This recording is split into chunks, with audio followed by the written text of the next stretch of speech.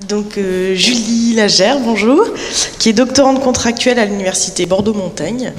Donc son sujet de doctorat porte sur la réception de la peinture britannique en France entre 1904 et 1938. Et la question, c'est celle des enjeux critiques autour de la constitution de collections et de l'écriture d'une histoire de l'art britannique. Et donc son travail est dirigé par Dominique Jarassé.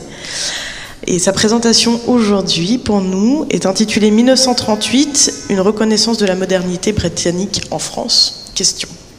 Voilà. Merci beaucoup. Donc, je tiens d'abord à remercier les organisatrices de m'avoir permis de participer à cette journée d'études. Aujourd'hui, je voudrais aborder en fait avec vous la question de la reconnaissance, voire de la non-reconnaissance, une forme de modernité de la peinture britannique en France.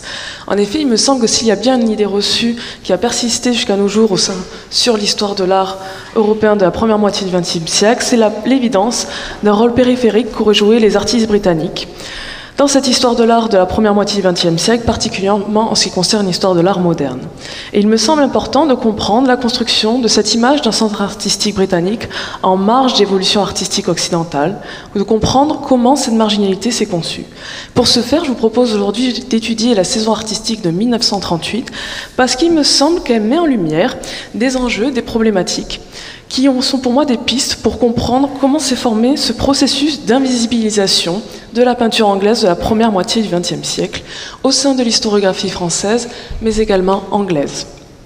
Alors, pourquoi la saison artistique de 1938 ?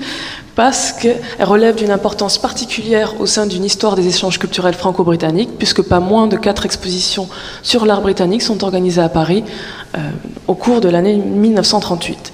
Donc au sein de cette saison, nous allons principalement nous intéresser à 3 expositions présentant des artistes encore vivants et actifs en 1938. La peinture anglaise 18e-19e siècle au Palais du Louvre, qui s'est tenue du 4 mars au 26 juillet 1938. L'exposition du New English Art Club, rue de Sèze, dans l'ancienne galerie Georges Petit, qui s'est tenue du 30 juin au 23 juillet 1938. Et enfin, celle qui va particulièrement m'intéresser au niveau de la réception, c'est la peinture anglaise indépendante au Salon d'automne du 10 novembre au 18 décembre 1938. Alors, première exposition, donc la peinture anglaise au Palais du Louvre, c'est la star de la saison, puisque c'est la première rétrospective de la peinture anglaise dans un musée national, le Louvre qui plus est. Donc c'est une exposition éminemment politique, mais ici ce qui nous intéresse, c'est particulièrement qu'une salle était consacrée à la fin du XIXe siècle et au début du XXe siècle, présentant des œuvres de membres qui gravitaient autour de ce qu'on a du New English Art Club. Donc juste petit rappel historique au cas où. Le New English Art Club, c'est un groupe qui s'est formé en Angleterre en 1886 par des jeunes peintres qui étaient venus se former en France, qui avaient été très sensibles aux recherches impressionnistes et également une approche réaliste de l'art, et qui étaient revenus en Angleterre dans l'optique de réformer la pratique artistique et notamment de venir s'opposer au monopole de la Royal Academy.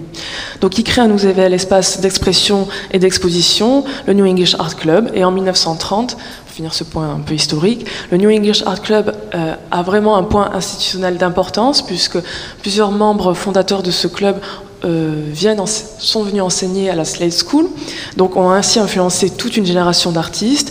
Plusieurs membres sont académiciens tout en ayant un pied encore dans le New English Art Club, mais le New English Art Club va toujours avoir cette politique de présentation de formes réalistes, figuratives, de cette importance de la figuration qui va faire que même actuellement, il n'y a aucun travaux abstraits qui sont présentés au sein du New English Art Club.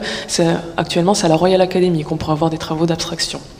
Donc ici, en fait, 3 artistes parmi les membres du New English Art Club, 3 artistes présentés étaient encore vivants, qui seront les figures tutélaires en fait de cette scène contemporaine britannique. Il y a Philip Wilson Steer, qui est lui un membre fondateur du New English Art Club, Augustus John, qui est à l'époque en 1938 le leader de ce club, portraitiste très connu, et Walter Richard Sickert, qui est une personnalité plus libre, qui est plutôt un électron libre de la scène artistique britannique, qui a gravité autour du New English Art Club durant sa fondation, qui est un proche de Whistler, un proche de Jacques-Émile Blanche également, très influencé par Degas, et qui, au début du XXe siècle, a fondé le Camden Town Group, beaucoup plus ouvert aux recherches post-impressionnistes. Deuxième exposition, donc l'exposition de ce fameux New English Art Club, qui a été vraiment construit dans la continuité de l'exposition du Louvre pour présenter les travaux des plus grands artistes associés au club. L'organisation de cette exposition est un peu trouble, mais je pense qu'elle est due à l'initiative du critique d'art anglais Dougal Sutherland McCall et a été effectuée grâce à l'intermédiaire de Jacques-Émile Blanche. On retrouve dans cette exposition, donc il y a 64 artistes présentés, 124 œuvres, et on retrouve nos trois patriarches, Walter Sickert, Wilson Steer et Augustus John. On retrouve des grands noms du monde de l'art britannique, comme Sir William Rosenstein, qui est présent par cette œuvre, Gilbert Spencer, et des adhérents plus récents, on va dire, qui proposent des nouvelles pratiques artistiques, particulièrement les frères Nash, les frères Spencer, ici Stanley Spencer, et des artistes britanniques qui se sont liés au mouvement surréaliste, comme Edward Wadsworth. Dernière exposition, le Salon d'automne, celle qui m'intéresse plus particulièrement, où on crée une section La peinture anglaise indépendante, 104 œuvres, 56 artistes présentés. Ici, l'initiative de la démarche reste trouble, parce que les critiques au début de l'année 1938 semblaient plutôt espérer une exposition de la peinture britannique contemporaine au musée du Jeu de Paume, qui à l'époque était le musée des écoles étrangères contemporaines rattaché au musée du Luxembourg. Mais cette exposition ne vit pas le jour avant 1948, donc avant la Seconde Guerre mondiale, et il est possible que cette exposition du Salon d'automne soit une proposition alternative qui se soit effectuée, qu'on ait dû organiser assez rapidement pour combler une lacune. Néanmoins, il y a certain que cette démarche est à l'origine de plusieurs peintres français, Robert Lothiron, Pierre-Eugène Clérin et André Dunoyer de Segonçat, qui ont été tous des liens avec des artistes britanniques. Et pour regrouper un ensemble qui serait représentatif de la production artistique indépendante et qui représenterait enfin une forme d'histoire de la peinture anglaise indépendante entre 1900 et 1930, on sait que ces peintres furent aidés par le conservateur de la National Gallery de l'époque, qui était très présent pour l'exposition du Louvre, Kenneth Clark, ainsi que par l'aristocrate et peintre Lord Berners. Voilà, donc l'idée, c'est qu'on va essayer de représenter des artistes qui se sont réunis dans des groupes qu'on pourrait apparenter au groupement des avant-gardes. Donc, on a encore une fois nos trois figures tutélaires, Augustus John, Walter Richard Sickert et Philip Wilson Steer. Ah oui, juste une chose pour les œuvres, les dimensions, elles sont en millimètres. Je l'ai fait un peu à la anglaise, j'ai oublié qu'on mettait en centimètres ici. Bon.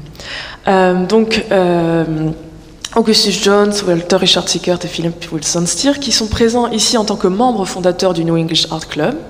Ensuite, on peut trouver donc des proches et membre du Camden Town Group, membre également du Bloomsbury Group, donc un regroupement artistique notamment qui regroupait Virginia Woolf, l'écrivaine, des peintres comme Vanessa Bell et Duncan Grant, et des critiques d'art comme Clive Bell et Roger Fry étant à l'origine de la diffusion du terme post-impressionnisme. On trouvait également des groupes plus récents, notamment Unit One, qui est un organe qui a été fondé par Paul Nash en 1936, dans l'optique de réunir ces artistes indépendants britanniques autour d'une conception moderne de la société. À savoir que Paul Nash et Henry Moore, ainsi que d'autres artistes présents dans l'exposition comme Sir Francis Rose, Roland Penrose, étaient relativement bien liés au milieu surréaliste parisien également. Et dernière section qu'on pourrait trouver, des membres de la Seven and Five Society, Ben Nicholson et Barbara Hepworth particulièrement, connus pour avoir organisé en 1935 la première exposition d'art abstrait en Angleterre. Voilà, ensuite, on peut retrouver quelques individualités comme Graham Sutherland, John Piper.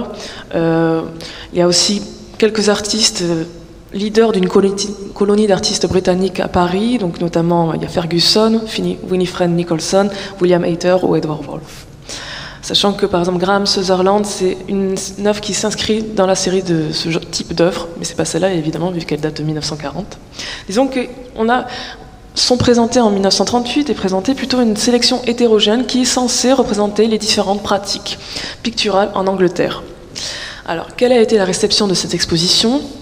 D'abord, une réception qui a été très limitée. Donc, il y a quelques raisons générales que je vais évoquer.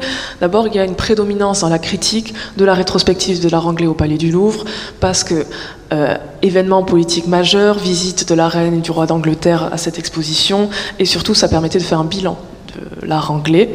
Donc, le New English Art Club ou la peinture anglaise indépendante n'ont droit qu'à quelques brèves ou qu'à quelques notes. Et à vrai dire, même l'exposition du New English Art Club est passée complètement inaperçue.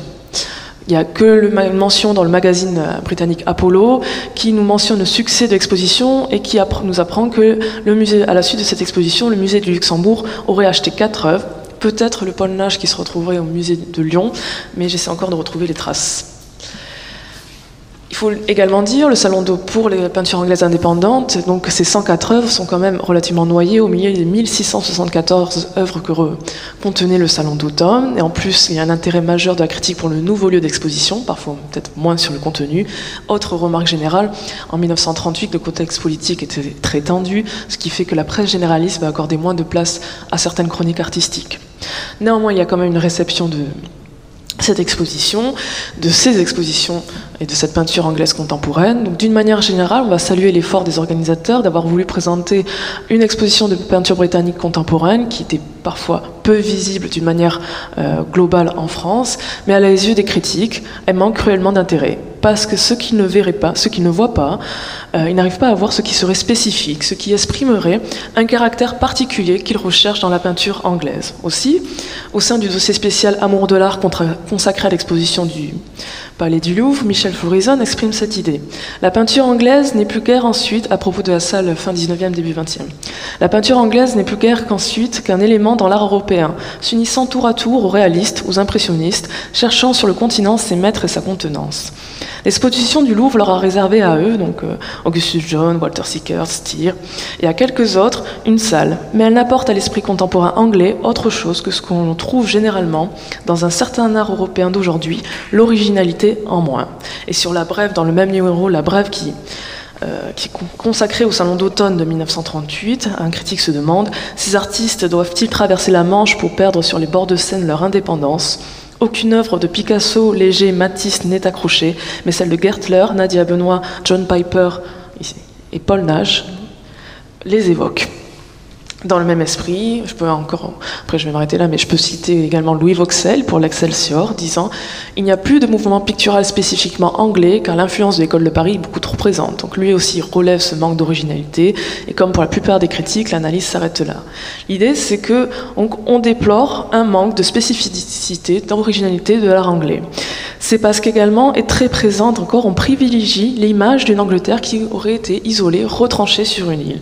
Et on recherche plutôt l'effet de l'exposition universelle de 1855, de la découverte des pré-raphaélistes, c'est-à-dire un choc visuel vraiment qui romprait avec des recherches continentales, particulièrement françaises. Aussi, dans la critique se dégage une forme de dédain pour la peinture anglaise, dont les codes se rapprocheraient d'une peinture européenne. Dédain qui est sensible depuis un certain temps, mais ici la particularité c'est que la majorité des critiques vont réduire la peinture anglaise indépendante à une sous-branche de l'école de Paris. Et pour résumer l'impression générale de cette exposition, je vais citer une dernière citation de Georges Kataoui dans la revue Nouvelle littéraire, artistique et scientifique, qu'on ne nous dise plus que les Anglais sont insulaires, la Grande-Bretagne est plutôt le cul-de-sac où viennent aboutir tous les courants du monde entier. S'il n'est pas vraiment question de reconnaissance d'une forme de modernité de la peinture anglaise, plutôt l'idée que la peinture anglaise n'est pas originale, qu'elle est vue comme un suiveur de la pratique française, mais également ce qui est nouveau un peu au sein de cette réception de 1938, sur lequel les critiques ont finalement relativement bien insisté, c'est cette notion de retard. Elle est à la traîne, elle suit une évolution en décalage, en retard avec une avancée française. Et ce qui est présenté en 1938, en fait, ce que les critiques disent, c'est que c'est du passé pour la France, c'est quelque chose qui n'est pas du tout d'actualité, et par cela même, c'est sans intérêt, donc on n'en parle pas. À mon sens, il faut aussi comprendre le contexte, c'est que ce peu de réceptivité de la production artistique britannique contemporaine pourrait s'expliquer du fait qu'en 1938, elle subit encore l'ombre de l'exposition internationale organisée à Paris en 1937, plus particulièrement l'ombre des rétrospectives de l'art français dont la critique essayait encore de tirer les conclusions. Pour rappel, 3 expositions avaient été organisées, les chefs-d'œuvre de l'art français au Palais de Tokyo, les maîtres de l'art indépendant au Petit Palais et l'origine de l'art international au Jeu de Paume. Et plusieurs études ont montré que ces expositions pouvaient être lues comme un moyen de mettre en place un discours autour de la cohérence, la continuité et voire la supériorité d'un art français, symbole de force d'une civilisation française face à l'avènement de régimes nazis, fascistes, voire communistes. Or, par exemple, pour l'exposition qui nous intéresse le plus, qui est l'origine de l'art international, le discours, si on étudie cette exposition, le discours au sein de cette exposition tendait à montrer que toutes les manifestations d'un art moderne avaient pour origine la France, du fait qu'on se rendait compte, si on analyse les artistes, que la moitié des artistes présents dans cette exposition sont français, les artistes étrangers sélectionnés ont fait carrière en France, comme par exemple les 2 artistes anglais sélectionnés, William Hayter et Roland Penrose, qui ont fait majoritairement leur carrière en France, qui parfois étaient beaucoup plus connus en France qu'en Angleterre, et aussi évincement de certains mouvements, comme le futurisme ou le constructivisme, qui pourraient montrer qu'il y a d'autres sources de l'art moderne que Paris. Et c'est dans ce contexte particulier qu'on donc, en 1938, on recherche à définir le caractère spécifique de la peinture anglaise, échouant, entre guillemets, à trouver une pratique moderne de la peinture en Angleterre, présentant des artistes comme des suiveurs plutôt que comme des créateurs. Et dernier point que je voudrais aborder, c'est que si le contexte d'écoute en France n'était peut-être pas favorable, forcément très ouvert, il faut également souligner que les critiques d'art français n'étaient pas forcément aidés ni par la sélection, ni par l'ambivalence des discours anglais. La sélection, j'ai étudié les comptes rendus de ces expositions en Angleterre de cette année 1938 et la sélection a été extrêmement critiquée. D'abord pour ses formats restreints, ça se voit particulièrement pour les membres du Bloomsbury Group ou les figures tutélaires Sickert, Stier et Augustus John. On critique ce format restreint, d'ailleurs ce qui fera dire à un critique du Figaro cette phrase: malheureusement, soit commodité, soit consigne donnée, soit pur hasard, les envois de ces invités du salon d'automne sont tous d'un format restreint. D'où cette surprise un peu agaçante d'apercevoir coller sur les cimaises de cette vaste salle tant de timbres-poste. On critique aussi le message qu'on a voulu faire passer au sein de cette exposition, c'est-à-dire que les critères ont relevé quelle forme d'indépendance voulait-on présenter. Il y a des personnalités reconnues, très implantées du monde de l'art. Augustus John, maintenant, à l'époque, était académicien, il vient de résigner de la Royal Academy. Plusieurs groupes sont mélangés et surtout, ce qu'on se rend compte, c'est que les œuvres présentées sont majoritairement datées d'autour des années 1920 et que, en fait, dans les sélections, il n'y a que les œuvres à peu près que je vous ai présentées là qui sont des travaux d'autour 1938. Donc, cette saison artistique de 1938 a surtout servi aux critiques d'art anglais de relever, encore une fois, de montrer les difficultés que l'art contemporain britannique avait à s'exposer à l'étranger, qui était d'autant plus marquant par le manque de cohérence dans le choix des œuvres. Et pour les critiques d'art anglais, ils ne pointaient pas du doigt la faute des organisateurs, qui partaient d'une bonne volonté selon eux, mais plutôt du fait que ces organisateurs n'avaient rencontré aucun intermédiaire en Angleterre pour les aider à faire une sélection et aucun intermédiaire qui soit parti du projet. De fait, les organisateurs avaient dû aller auprès de chacun des artistes, des groupes, des institutions pour trouver les œuvres. Et les critiques, en soulignant le manque d'infrastructures, de référents, en fait, critiquaient également l'absence de politique culturelle en Angleterre. Il y a tout un passage de l'ouvrage mémoire du critique d'art anglais Frank Rutter, dans Art in My Time, publié en 1933, qui est consacré aux conséquences de ce désintéressement, voire désinvestissement, des autorités anglaises dans les sélections nationales. Il fustige l'existence en fait d'une multitude de types de comités d'organisation qui arrangent leur propre sélection en fonction de leur connivence, des noms d'artistes, des pupilles ou d'amis. Et si au sein de cet ouvrage, Frank Rutter insiste assez longuement sur cette question de la sélection des œuvres, c'est qu'il serait à ses yeux nécessaire d'avoir une représentation beaucoup plus soignée, d'avoir à la limite même une démonstration beaucoup plus complète de ce que pourrait être la peinture britannique contemporaine pour se confronter au mépris et aux énormes préjugés qu'elle rencontre en France et en Europe. En effet, donc, il y a tout un passage où il reporte des mots de marchands d'art comme Vollard, de critiques d'art comme Félix Fénéon, notamment il prête ces mots aux marchands de l'art Vollard.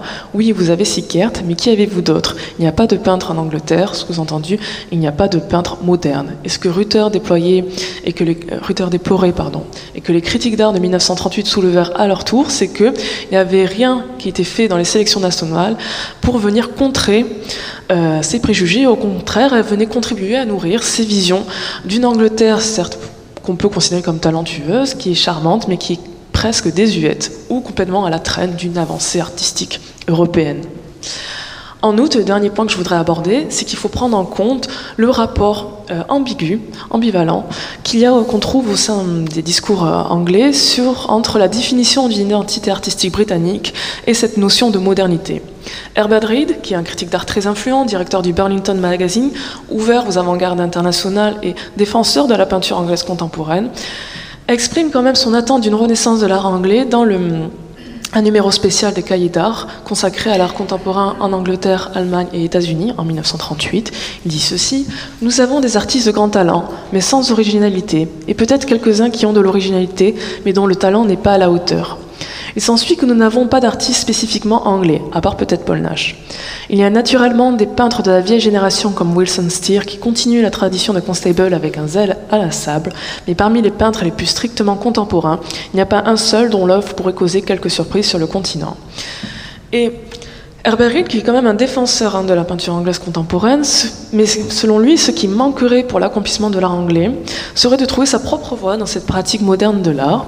Il ne reproche pas, contrairement à plusieurs critiques anglais, une intégration par vagues successives des recherches qui sont menées sur le continent, effectivement, principalement à Paris, mais pour lui, il faut réussir à se détourner de cette image de Paris, voire du poids que pourrait représenter Paris, et réunir les efforts. Et il critique le fait qu'il y ait trop d'individualité en Angleterre et pas assez de réunion d'efforts. Et c'est pour ça qu'il cite Paul Nash, parce qu'il place beaucoup d'espoir dans Unit One, en tant que comme groupe qui pourrait avoir sa place dans une histoire des avant-gardes européennes. Et Paul Nash, pour lui, pourrait être un artiste spécifiquement anglais, parce qu'il continue à pratiquer l'aquarelle sous des formes modernes. Mais en parallèle, donc Herbert Reed, donc ça c'est l'exposition d'artistes, l'exposition de peinture anglaise contemporaine qu'Herbert Reed proposerait, avec parmi les membres de la Seven and Five Society, on voit Barbara Dworth, des individualités comme Edward Burra, mais également des artistes qui sont plutôt liés au mouvement surréaliste. Et pour finir, ce que je voudrais dire, c'est que si par exemple Herbert Reed reste quand même un promoteur de l'art anglais contemporain, en parallèle au sein d'une partie de la critique d'art anglaise à cette période, ces réflexions prenaient parfois la forme d'une inquiétude, à savoir si cette nouvelle pratique artistique, qui était en Angleterre très fortement associée aux recherches menées en Europe, par nature internationale, ne présentait pas une forme de danger d'une perte d'une identité artistique, déjà en mal de définition.